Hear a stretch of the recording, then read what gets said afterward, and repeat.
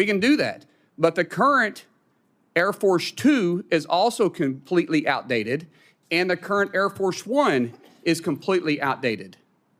So what are we supposed to do? Keep flying old airplanes? I just want to know what the solution is here.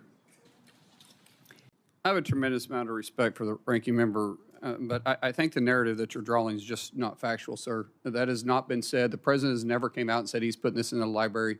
He said it in a joke one time, but the truth is that because you've been in the briefing, I've been in the briefing, they actually talked about using this particular plane for the vice president in the next presidential election, or the next president that sets President 40, whoever the 48th president of the United States is.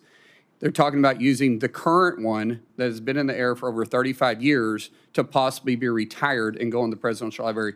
You and I sat in that same conversation, that same briefing. And so the narrative that you're drawing is just not factual. And then the plane itself, for those that don't know, but those that do know, because there's a few of us that was in the briefing that was on the armed services, this plane was offered during the President Biden's administration.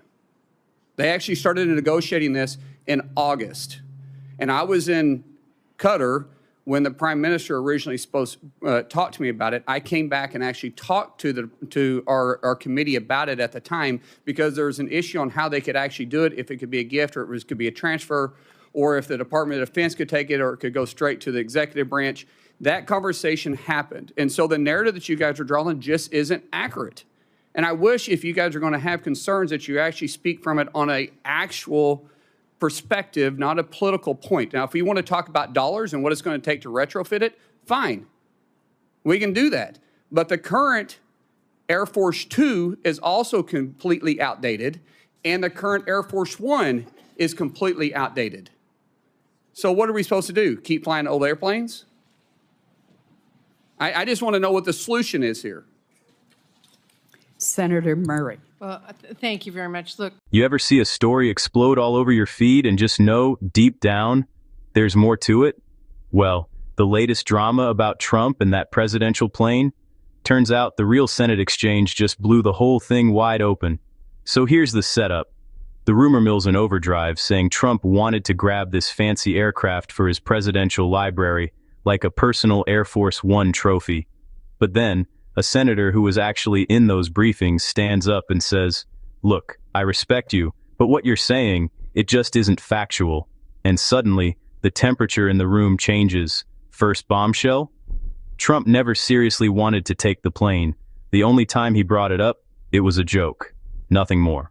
Not a secret plan, not some executive order, but it gets even wilder.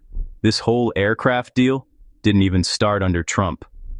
The senator says negotiations kicked off under Biden as early as August. He literally learned about it overseas, brought it to the committee, and boom, the plan was already rolling. And here's the twist. This wasn't about Trump at all. The jet was meant to replace the ancient Air Force One and Two.